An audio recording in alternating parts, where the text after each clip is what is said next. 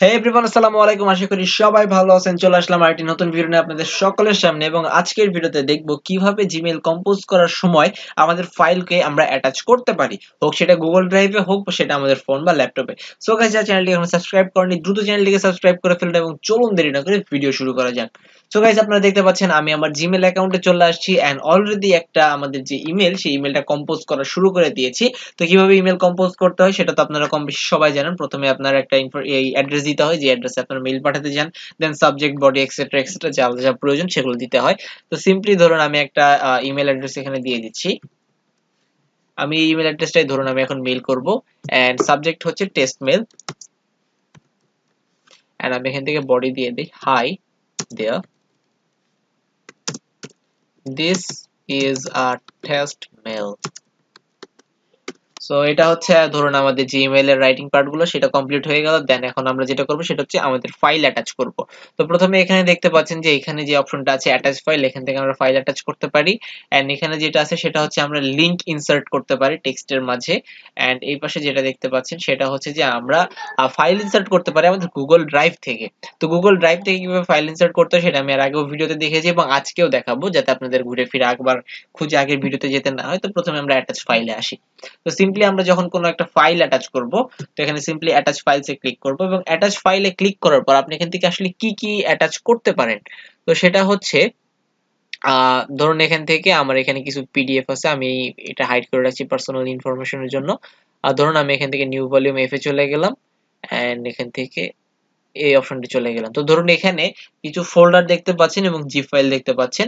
তো এখান থেকে ধরুন আমি যদি এখন এই জিপটা সেন্ড করতে চাই, আমি কিন্তু এটা সিম্পলি ওপেন করতে পারবো, কিন্তু আমি কিন্তু কোনো ফাইল যেটা, সেই ফাইল কিন্তু সরাসরি সেন্ড করতে পারবো না। ফাইল সেন্ড করতে গেলে আমাকে করতে হবে যেটা, সেটা হচ্ছে জিপ করে নিতে হবে।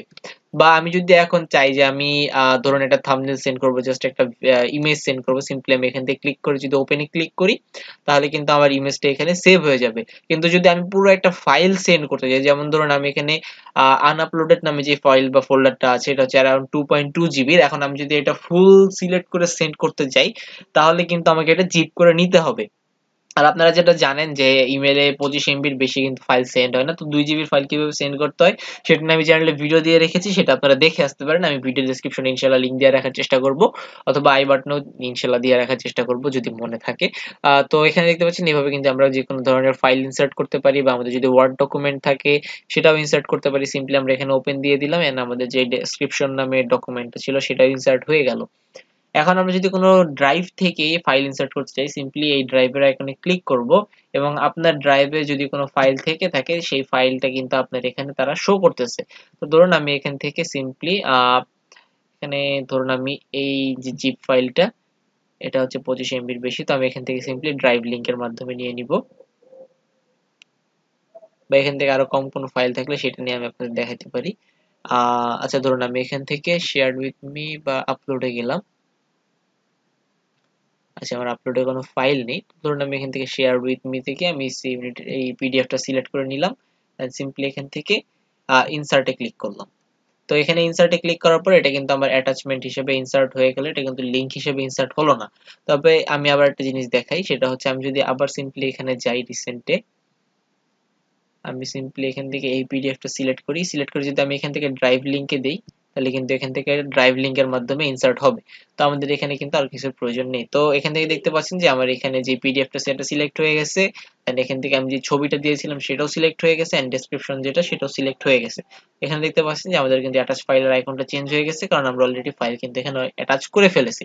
তো আমাদের যেহেতু ফাইল অ্যাটাচমেন্ট হয়ে গেছে, তো এখন আমরা সিম্পলি যেটা করব, এখানে সেন্ড বাটনে ক্লিক করব।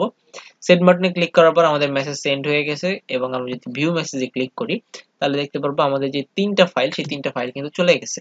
এখানে দেখতে পাচ্ছেন একটা, দুইটা, তিনটা ফাইলই চলে গেছে, এবং সে যদি চাই সিম্পলি এখান থেকে ডাউনলোড করতে পারে। তো গাইস, ভিডিওটি এই পর্যন্তই। আশা করি ভিডিওটি ভালো লাগলে চ্যানেল সাবস্ক্রাইব করে পাশে থাকবেন, ভিডিও দিয়ে লাইক দিয়ে দিবেন, এবং নেক্সট ভিডিও আসা পর্যন্ত অবশ্যই ধৈর্য ধরে অপেক্ষা করবেন। ধন্যবাদ সকলকে। আসসালামু আলাইকুম।